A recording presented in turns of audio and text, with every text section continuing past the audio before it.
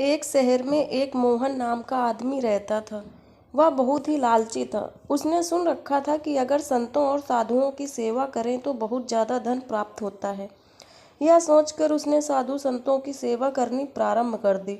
एक बार उसके घर बड़े ही चमत्कारी संत आए। उन्होंने उसकी सेवा से प्रसन्न होकर उसे 4 दिए दिए और कहा, इनमें से एक दिया जला लेना और पूरब दिशा की ओर चले जाना। जहाँ यह दिया बुझ जाए वहाँ की जमीन को खोद लेना, वहाँ तुम्हें काफ़ी धन मिल जाएगा। अगर फिर भी धन की आवश्यकता पड़े तो दूसरा दिया जला लेना और पश्चिम दिशा की ओर चले जाना। जहाँ यह दिया बुझ जाए वहाँ की जमीन खोद लेना, तुम्हें मनचाही माया मिलेगी। फिर भी संतुष्टि ना हो तो तीसरा दिया जला लेना और पश्चिम दिशा की ओर चले जाना। जहाँ यह दिया बुझ जाए वहाँ की जमीन खोद लेना, तुम्हें मनचाही माया मिलेगी। तब तुम्हारे पास केवल एक दिया बच जाएगा और एक ही दिशा रह जाएगी। तुम्हें यह दिया ना ही जलाना है और ना ही इसे उत्तर दिशा की ओर ले जाना है। यह कहकर संत चले गए। लालची आदमी उसी वक्त पहला दिया जलाकर पूरब दिशा की ओर चला गया। दूर जंगल में जाकर दिया बुझ गया। उस आदमी ने उस जगह को खोदा तो उसे पैसों से भरी एक गागर मिली। वह बहुत खुश हुआ। उसने सोचा कि इस गागर को फिलहाल यही रहने देता हूँ, फिर कभी ले जाऊँगा। पहले मुझे जल्दी ही पश्चिम दिशा वाला धन देख लेना चाहिए। यह सोचकर उसने दूसरे दिया को जलाया और पश्चिम दिशा की ओर चल पड़ा।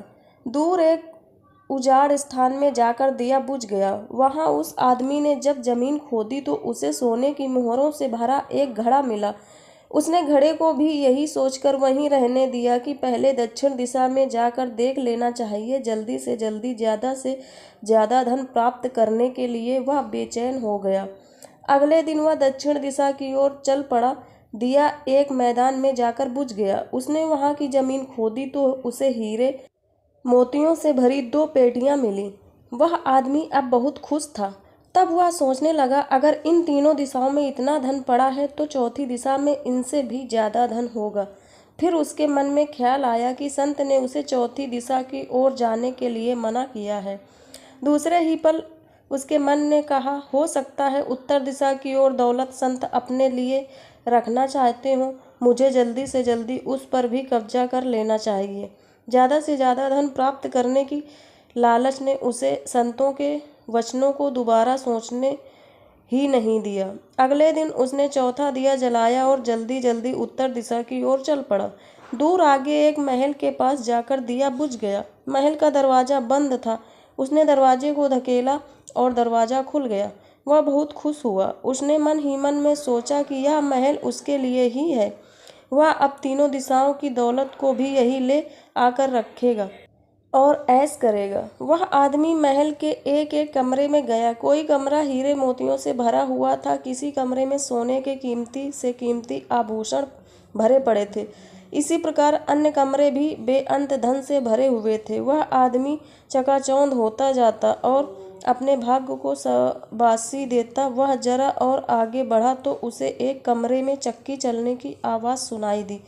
वह उस कमरे में दाखिल हुआ तो उसने देखा कि एक बूढ़ा आदमी चक्की चला रहा है। लालची आदमी ने बूढ़े से कहा कि तू यहाँ कैसे पहुँचा? बूढ़े ने कहा, ऐसा कर, यह जरा चक्की चला, मैं सांस लेकर तुझे बताता हूँ। लालची आदमी ने चक्की चलानी प्रारंभ कर दी। बूढ़ा चक्की से हट जाने पर ऊंची ऊंची हंसने लगा। लालची आदमी उसकी और हैरानी से देखने लगा। वह चक्की बंद ही करने लगा था कि बूढ़े ने खबरदार करते हुए कहा, ना ना, चक्की चलानी बंद ना करना। फिर बूढ़े ने कहा, यह महल अब तेरा है, परंतु यह उतनी देर तक खड़ा रहेगा जितनी देर तक तू चक्की चलाता रहेगा। अगर चक्की चलनी बंद हो गई तो महल गिर जाएगा और तू भी इसके नीचे दबकर मर जाएगा। कुछ समय रुक कर बूढ़ा फिर कहने लगा, मैंने भी तेरी ही तरह लालच करके संतों की बात नहीं मानी थी और मेरी सारी जवानी इस चक्की को चलाते हुए बीत गई। वह लालची आदमी बूढ़े की बात सुनकर रोने लग पड़ा। फिर कहने लगा, अब मेरा इस चक्की से छुटकारा कैसे होगा? बूढ़े ने कहा, जब तक मेरे और तेरे जैसा कोई आदमी लालच में अंधा होकर यहाँ नहीं आएगा, तब तक तू इस चक्की से छुटकारा नहीं पा सकेगा। तब उस लालची आदमी ने बूढ़े से आखिरी सवाल पूछा, तू अब बाहर जाकर क्या करेगा? बूढ़े ने कहा, मैं सब लोगों से ऊंची ऊंची कहूँगा, लालच बुरी बला है। तो दोस्तों, ये थी छोटी सी स्टोरी। तो ऐसे ही हार्ट टचिंग और मोटिवेशनल स्टोरी सुनने के लिए सब्सक्राइब करें हमारे चैनल एपी स्टोरी को। तब तक के लिए थैंक यू, बाय बाय।